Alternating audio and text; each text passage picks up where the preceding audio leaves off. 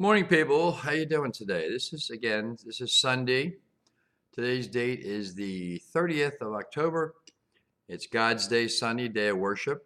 I've said before in previous sound bites, some people are religious, some people are spiritual. The religious people go to church on Sunday to prove to God they're serious.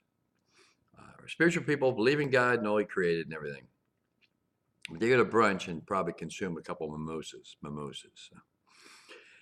Subject to my speech, my bite today is two things. Number one, Ted Cruz.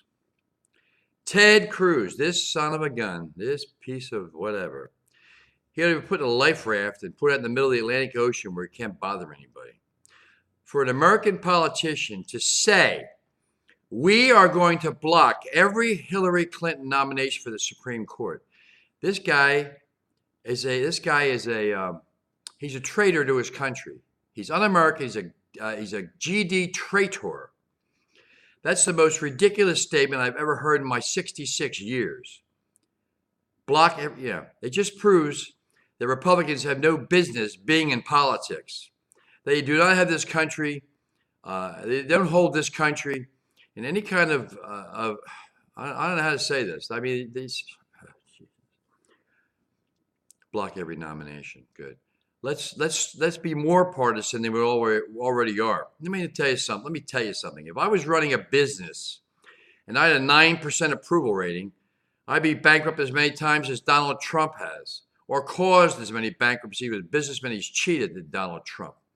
Let's Trump, okay? What I'm saying is Ted Cruz ought to be taken and hung in the middle of Washington Mall, in front of all the people, like back in the French Revolution. This guy is a piece of dreck. So I said my piece about Cruz. I hope Democrats are in power the next 30 years, and I think they will because the Republicans have shot themselves in the head with a 45. All right, enough about that.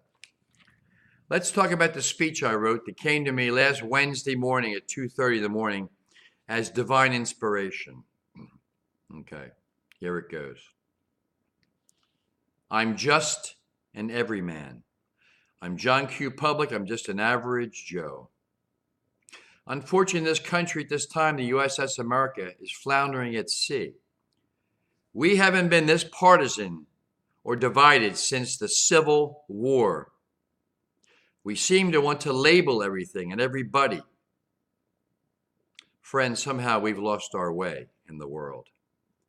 We're at a crossroads in history, so tread carefully because the next decision you make may be the most important decision of your life.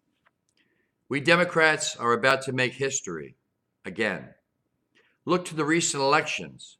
We elected our first black president, and I'm very confident, because most Americans are fundamentally confident, that we will elect the first woman president, but only with your support. Do not become apathetic. This is not the time for apathy or to shirk your responsibility as a citizen. This is a time to invoke your constitutional right to choose your leaders. It's called democracy. 100 years ago, one of our greatest Americans, Will Rogers, said that in America, we always try to elect the most intelligent, qualified, and experienced leaders to our highest office. Unfortunately, that man is not running this year. But you know what, friends? That's because the most experienced and qualified person is a woman, Hillary Clinton. At this most critical of times in our storied history, we need to reassert ourselves on the world stage. You know, this election kind of reminds me of the story of the lion. On the plains of the Serengeti in Africa, a lion laid in the shade of a tree with his pride. Well, after a while, the lion cub started to bite the lion's tail and bite his ears. He did not stir.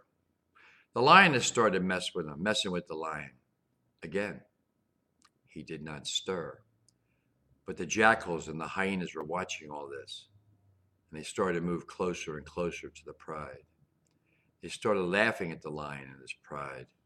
They started to eat his food, to devour food in his domain.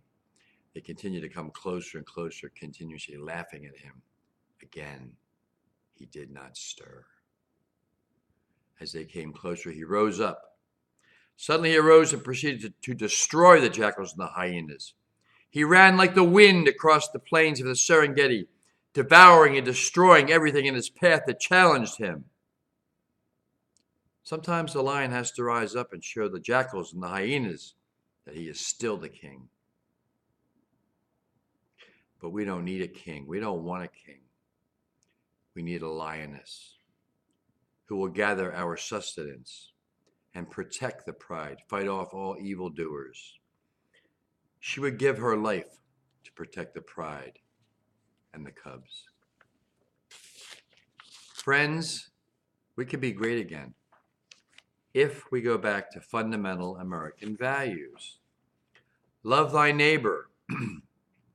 Do unto others as you would have them do to you. Pay it forward and help those less fortunate. Do you remember our history and our former greatness? We were once the pride of the world. Together we got through the Depression, and together we saved the world from tyranny and fascism.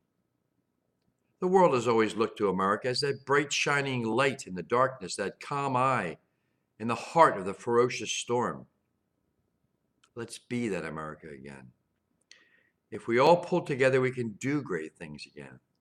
The USS America needs a great, competent person to handle the tiller.